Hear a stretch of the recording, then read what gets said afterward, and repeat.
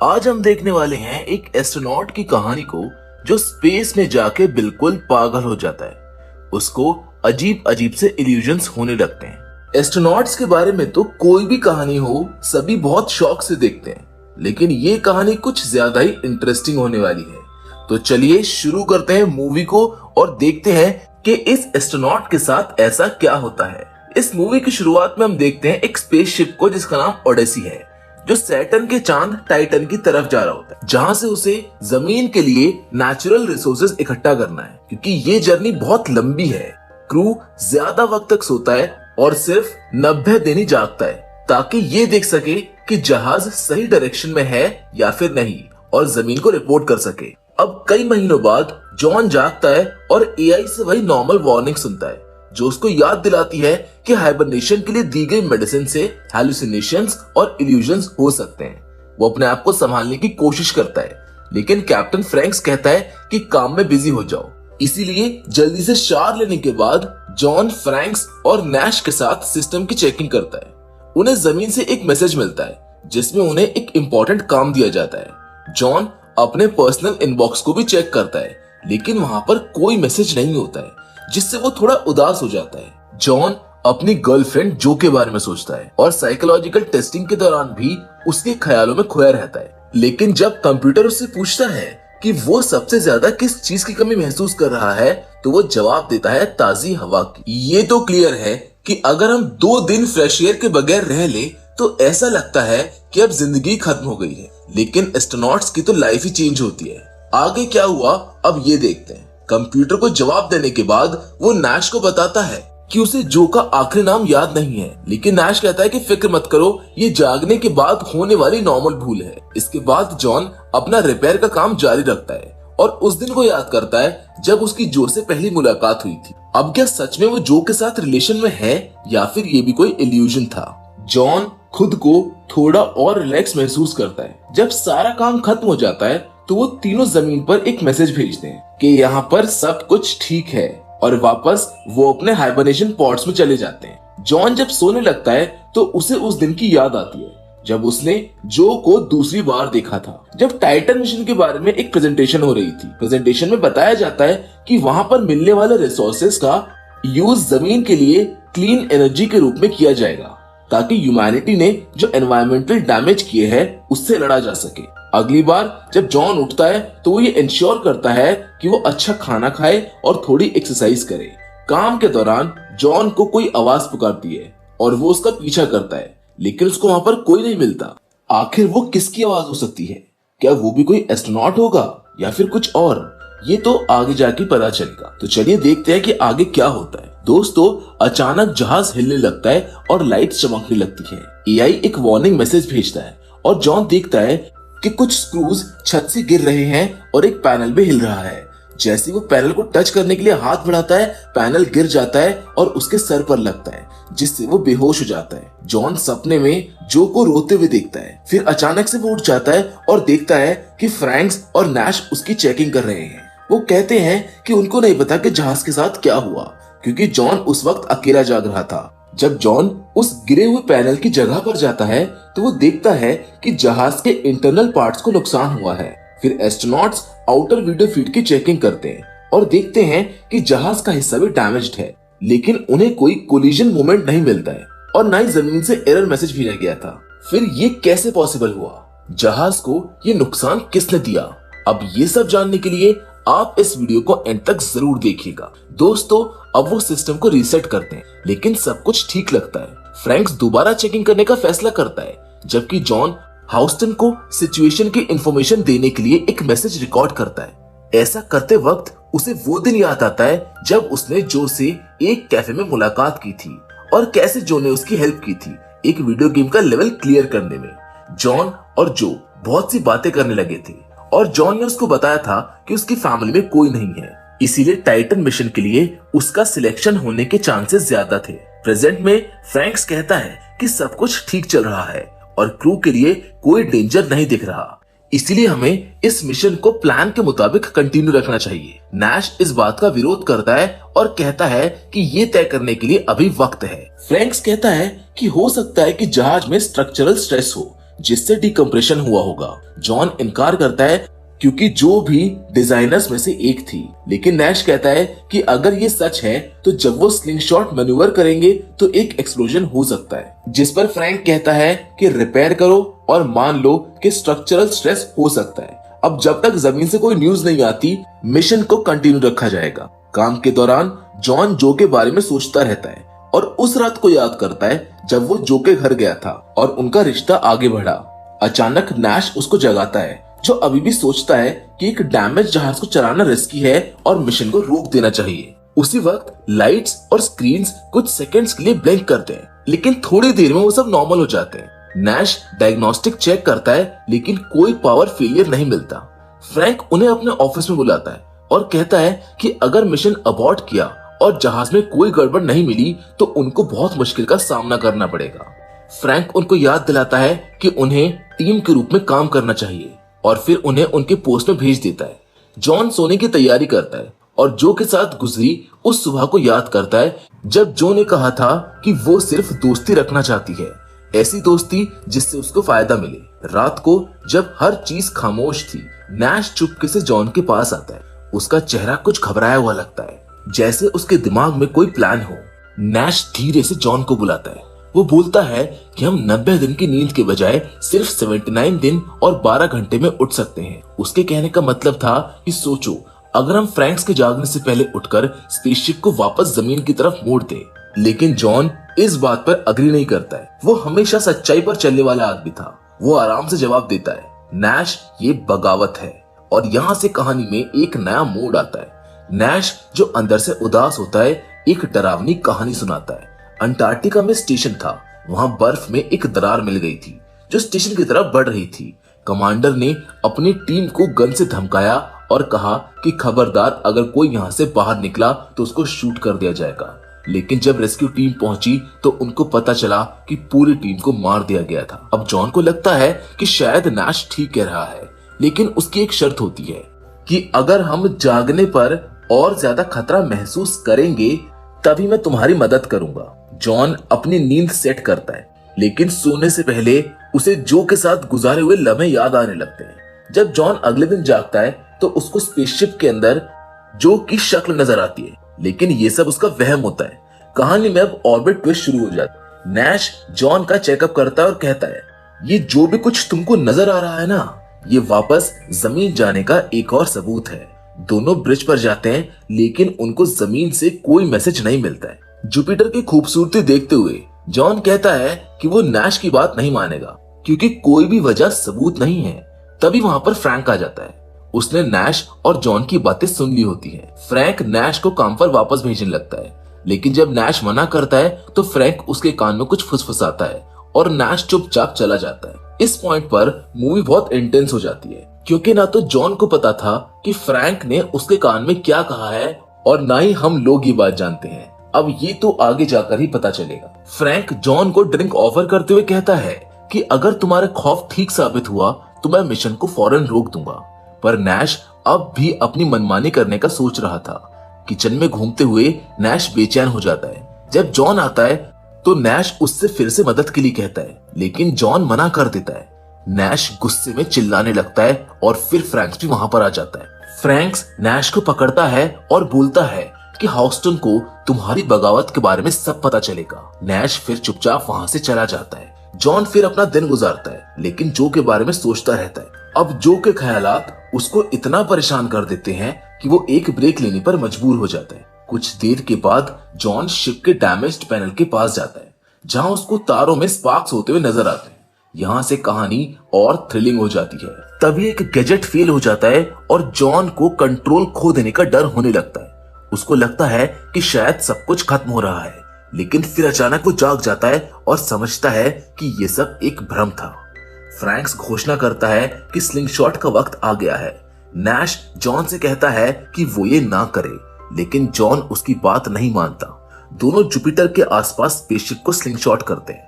हर जगह system overload हो रहे होते हैं। टेंशन अपने इंतहा पर होती है और जॉन आखिरी वक्त पर बटन दबा देता है। स्पेसशिप जुपिटर के चक्कर लगाकर टाइटन के रास्ते पर आ जाता है। मिशन सफल हो जाता है, लेकिन एक अजीब सी चीज होती है। जॉन जब रेडियो चेक करता है तो उसको एक आवाज सुनाई देती है, जैसे कोई उसका नाम लेकर चिल्ला रहा हो। वो सबसे चेक करता है लेकिन कोई भी कम्युनिकेशन सिस्टम यूज नहीं कर रहा होता। नैश कहता है कि ये एक और भ्रम था, लेकिन जॉन इस बात को दिल से नहीं निकाल पाता। नींद के दौरान जॉन को जो के साथ अपनी आखिरी मुलाकात याद आती है, जब जो ने अपने प्यार का इजहार किया था, लेकिन जॉन ने उसे कहा था कि ये मिशन उनके प्यार से बड़ा है।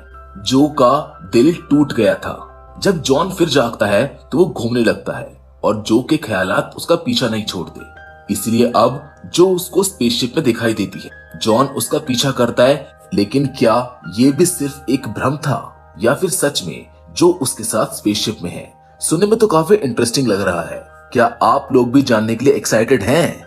जॉन बार बार अपने दिल को बहलाने के लिए ये सोचता है कि ये सिर्फ उसका एक वहम है और कुछ भी नहीं, क्योंकि जो स्पेसशिप में कैसे आ सकती है? वैसे ये तो सोचने वाली बात है। खैर, तभी फ्रैंक उसको रोकता है और बताता है कि नैश ने रिएक्टर रूम में कुछ देखा है और उसको मदद चाहिए। फ्रैंक्स जॉन की सेहत को लेकर काफी परेशान होता है। इस पर जॉन भड़क जाता है और चिल्लाते हुए कहता है कि ये हाइबरनेशन उसके लिए यातना है, लेकिन जल्दी वो शांत हो जाता है और कसम खाता है कि वो ठीक है और उसको कुछ भी नहीं हुआ है। लेकिन दोस्तों, हकीकत में जॉन परेशान है। फ्रैंक उसको याद दिलाता है कि जो जहाज में नहीं है। फिर जॉन नैश के पास जाता है, जो बताता है कि रिएक्टर का आउटपुट बढ़ने लगा है। ये समस्या छोटी लग रही है, लेकिन अगर इसको जल्दी ठीक नहीं किया गया तो ये यात्रा पूरी नहीं कर पाएंगे। नैश मानता है कि वो ठीक महसूस नहीं कर रहा है, इसीलिए वो जॉन से उसके नंबर्स को दोबारा चेक करने के लिए कहता है, ताकि वो कैप्टन को सही जानकारी दे सके। जॉन इस मौके का फायदा उठाकर पूछता है कि फ्रैंक्स को कैसे पता चला कि वो जो को देख रहा है। नैश कसम खाता है कि उसने उसको कुछ नहीं बताया। तभी वो अपनी मेमोरीज पर शक करने लगता है। नैश को यकीन हो जाता है कि उसे अपने माता पिता के नाम और चेहरा भी याद नहीं है। जॉन उसको समझाने की कोशिश करता है कि ये सब दवाई के साइड इफेक्ट है, लेकिन नैश जॉन की यादों में छेड़छाड़ करने लगता है और कहता है कि शायद जॉन ने किसी और को ढूंढ लिया हो। जॉन उसको धक्का देता है और नैश अजीब आवाजें निकालते हुए कहता है कि वो अब भी वापस जा सकते हैं। जॉन का गुस्सा बढ़ जाता है और वो उसको चुप रहने के लिए कहता है, ये बताते हुए कि स्क्रीन पर कोई नंबर नहीं है, क्योंकि नैश ने उन्हें सिर्फ अपने दिमाग में इमेजिन किया है। उसी पल फ्रैंक्स उनको ब्रिज पर बुलाता है और नैश फिर भी रिपोर्ट करता है कि नंबर्स में कुछ तो गड़बड़ है। फ्रैंक स्क्रीन दिखाता है और कहता है कि इस नंबर्स के एरर को हल करना जरूरी है ताकि वो टाइटन तक सुरक्षित पहुंच सके। वो ये भी बताता है कि किसी ने जानबूझकर रिएक्टर को एक लो लेवल कमांड दी थी, जिससे ये असामान्य हुआ था और आखिरी लॉगिन जॉन का था। लेकिन फ्रैंक्स को लगता है कि नैश ने जॉन का पासवर्ड इस्तेमाल किया था। अचानक फ्रैंक्स एक बंदूक निकालता है और कहता है कि अब वो फिर से हाइबरनेशन में जाने वाले हैं। जब जॉन अपने पॉट में जाता है तो वो देखता है कि फ्रैंक्स नैश को बंदूक से मार रहा है। दोनों के बीच हथियार के लिए लड़ाई होती है और नैश को जॉन के पॉट से धक्का दे दिया जाता है। फिर फ्रैंक्स उसके सर पर बंदूक से वार करता है। जॉन आखिर तक नहीं देख पाता क्योंकि वो सो जाता है। इस बार जॉन सपना देखता है उस रात का जब यात्रा से पहले वो जो से अलविदा कहने गया था और पूछा कि क्या उसने कभी उससे प्यार किया था। लेकिन जॉन ने एक बार फिर सवाल से बचने की कोशिश की। अगली बार जब जॉन जागता है तो वो पहले से भी ज्यादा बीमार महसूस करता है। वो उल्टी कर देता है। उसे फ्रैंक्स के नैश को मारने की धुंधली झलक भी दिखाई देती है। सोने से पहले ऐसा लगता है कि फ्रैंक्स ने उससे पूछा था कि क्या वो अब भी दोस्त हैं। जॉन बाकी लोगों की तलाश में निकलता है, लेकिन उसको कोई नहीं मिलता जब तक कि फ्रैंक्स अचानक उसके पीछे आकर खड़ा नहीं हो जाता। कैप्टन समझाता है कि नैश बहुत अस्थिर था, इसीलिए उसने उसको पॉट में डाल दिया ताकि वो टाइटन पहुंचने तक उसे वहीं रख सके। वो अपनी बंदूक हटाने से इनकार करता है क्योंकि उसको लगता है कि जल्द ही जॉन भी पागल हो सकता है। जब जॉन कहता है कि वो ठीक है तो फ्रैंक्स बताता है कि नैश की अंटार्कटिका वाली कहानी गलत थी। असल में कमांडर ने टीम को जाने के लिए कहा था, लेकिन वो बहुत डर गए थे और कमांडर अकेला ही चला गया, जिससे वो ठंड में जमकर मर गया। ऑटोप्सी में पता चला था कि गोली के घाव असल में आत्महत्या के थे। जिसके बाद फ्रैंक्स घोषणा करता है कि मिशन अभी भी जारी रहेगा। वो जॉन को काम करने के लिए भेज देता है। अब सिस्टम को चेक करते हुए जॉन को कुछ अजीब सा महसूस होता है और जब वो अपनी बाजू देखता है तो उसको पता चलता है कि उसकी नसें काले रंग की हो गई हैं। अचानक उसकी बाजू में अजीब चेंजेस होने लगते हैं और वो दर्द से चीख उठता है। उसकी नसें फट जाती हैं और खून निकलने लगता है, लेकिन ये भी एक भ्रम ही होता है। उसी पल जॉन फिर से आवाजें सुनता है जो उसको पुकार रही होती हैं, लेकिन आसपास कोई नहीं होता। फिर जॉन किचन में जाता है और फ्रैंक्स कांपते हुए हाथ से इशारा करता है। फिर जो का जिक्र छेड़ता है, लेकिन जॉन गुस्से में कहता है कि वो उसकी जिंदगी से दूर रहे। तब फ्रैंक्स उसको सच्चाई बताता है कि जॉन का जो के साथ कभी कोई रिश्ता था ही नहीं। वो दोनों सिर्फ नॉर्मली मिला करते थे, क्योंकि कमेटी ने उसको भेजा था ताकि मिशन से पहले उसकी मानसिक स्थिति की निगरानी की जा सके। जॉन दंग रह जाता है और उसको समझ ही नहीं आता कि फ्रैंक्स इतनी सटीकता से उसकी और जो की मुलाकात का विवरण कैसे दे सकता है। फ्रैंक्स बताता है कि वो भी उस कमेटी का हिस्सा था। जॉन इस पर यकीन नहीं करता और वहां से हटकर रेडियो मेंटेनेंस के लिए चला जाता है। उसके मन में अब भी जो की यादें चल रही होती हैं, लेकिन अब उसको अपने ख्यालों पर शक होने लगता है।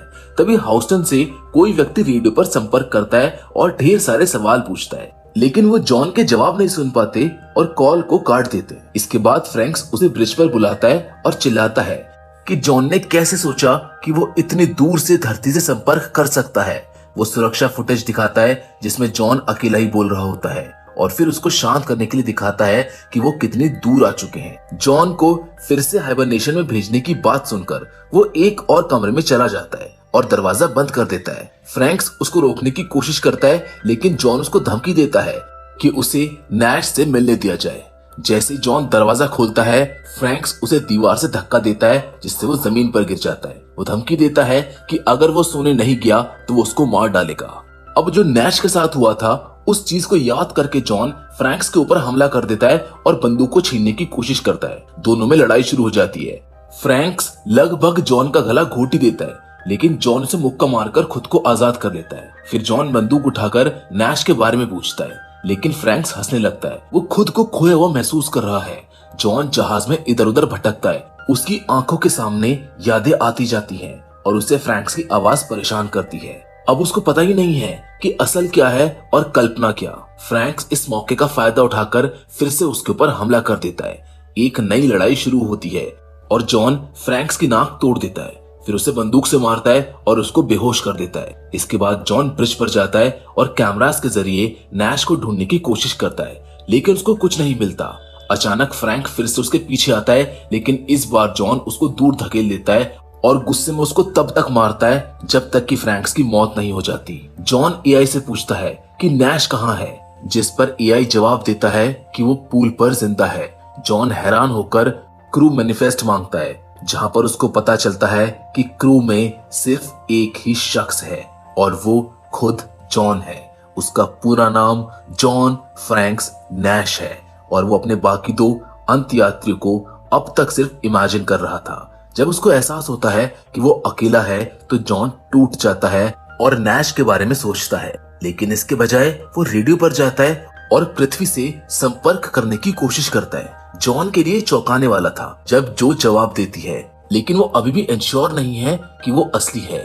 लेकिन वो उसको सब कुछ बताता है, ये मानते हुए कि वो शायद पागल हो गया है। जो समझती है कि उन्हें गलती से उसकी दवा की मात्रा बढ़ा दी गई है। यही वजह है कि वो क्रू का अनुभव कर रहा है। वो उसको ये भी बताती है कि वो एकमात्र क्रू का सदस्य है, जहां पर उसको एक और बहुत बड़ा राज पता चलता है कि जहाज कभी भी लॉन्च नहीं हुआ था। जॉन सो गया था और उसे न्यू मैक्सिको में एक ट्रेनिंग फैसिलिटी में रखा गया था। उन्होंने जहाज का एक परफेक्ट रेप्लिका बनाया और उसको 1000 फीट गहराई में रखा ताकि हाइबरनेशन और आइसोलेशन के इंसानी मन पर असर का टेस्ट किया जा सके। जो कहती है कि उसको भी ये नहीं पता था, वरना वो ऐसा नहीं होने देती। जॉन ने जुपिटर और स्लिंगशॉट देखने का जिक्र किया, लेकिन जो बताती है कि ये सब एक सिमुलेशन था और जिस वाक्य ने ढांचों और पैनल को नुकसान पहुंचाया था वो एक भूकंप था। यही वजह है कि उसने कैमरास पर कुछ नहीं देखा। वो भूकंप कुछ वक्त के लिए सभी संचार को काट देता है और इसीलिए जो उसको पहले दवा के बारे में चेतावनी नहीं दे पाई, अब सब कुछ खत्म हो गया है। जो उसको बताती है कि उसको सिर्फ एयरलॉक के जरिए चलकर बचाव सुरंग तक पहुंचना है। जॉन तुरंत छोड़ने के लिए तैयार होता है। तभी फ्रैंक्स फिर से प्रकट होता है और उसको ऐसा ना करने के लिए कहता है। फ्रैंक्स कहता है कि जो के साथ बातचीत असल में वास्तविकता नहीं थी, क्योंकि जॉन का मन एक ऐसा स्पष्टीकरण ढूंढने के लिए बेताब था जो स्थिति को समझ में लाए। लेकिन जॉन फ्रैंक पर विश्वास करने से इनकार कर देता है और एयरलॉक खोलता है, ये कहते हुए कि वो अब घर जाना चाहता है। फ्रैंक पीछे हट जाता है और जॉन जो को बताता है कि वो उससे प्यार करता है। इससे पहले कि एआई आखिरी दरवाजा खोले, बाहर एक भूमिगत सुरंग उसका इंतजार कर रही है और जॉन ऊपर जहाज को देखता है। जहाज हिलने लगता है क्योंकि जॉन आवाज सुनता है जो उसको बचाने का वादा कर रही है और मशीनें जमीन में खुदाई कर रही हैं। वो एक सीढ़ी चढ़ता है और अपनी स्थिति का संकेत देने के लिए चिल्लाता है। उस क्षण एक रोशनी झपकती है और जब जॉन उसको छूता है तो उसे रोशनी के बारे में कॉन्वर्सेशन की याद आती है। ये सच में पता चलता है कि वो वास्तव में स्पेस में है और उसका शरीर खाली जगह में फेंका जाता है, जिसके साथ ये बेहतरीन कहानी यहीं पर खत्म हो जाती है। अगर आपको ये मूवी समझ आई हो तो प्लीज हमारे इस वीडियो को लाइक और चैनल को सब्सक्राइब जरूर करें। बाकी मिलेंगे आपसे एक और नई इंटरेस्टिंग कहानी के साथ, मगर तब तक के लिए धन्यवाद।